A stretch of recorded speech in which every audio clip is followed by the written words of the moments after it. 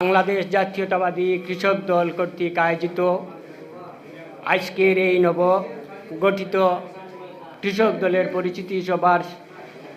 প্রধান অতিথি সিলেট জেলা বিএনপির সহসভাপতি আমাদের এলাকার কৃতি সন্তান জনাব মাহবুব ফয়সল সাহেব, উপস্থিত বিশেষ অতিথি আইনজীবী ফোরামের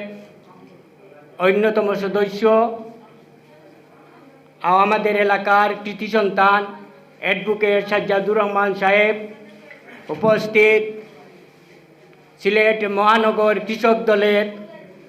সহসভাপতি জনাব তফজ্জুল হোসেন সাহেব,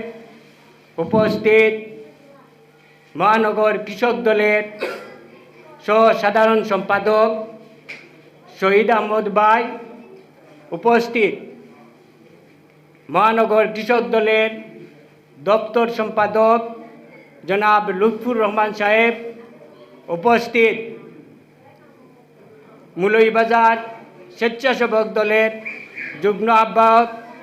জনাব শাহেদ আহমদ, উপস্থিত সুনামগঞ্জ জেলা স্বেচ্ছাসেবক দলের যুগ্ম আহ্বায়ক সৈয়দ মুহাদ্দিস হোসেন, উপস্থিত আমার সামনে বসা কৃষক দলের সকল নেতৃবৃন্দ,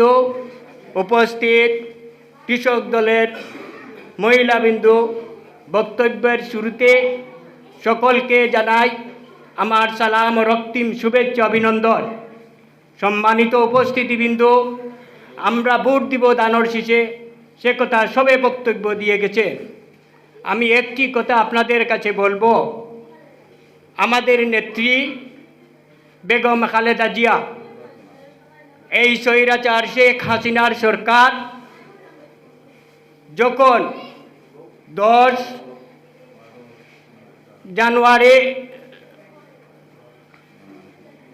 2010 সালে 14 নভেম্বর উনার বাড়ি থেকে যখন বের করে দেওয়া হয়, জোরপূর্বকভাবে উনার এই বাড়িতে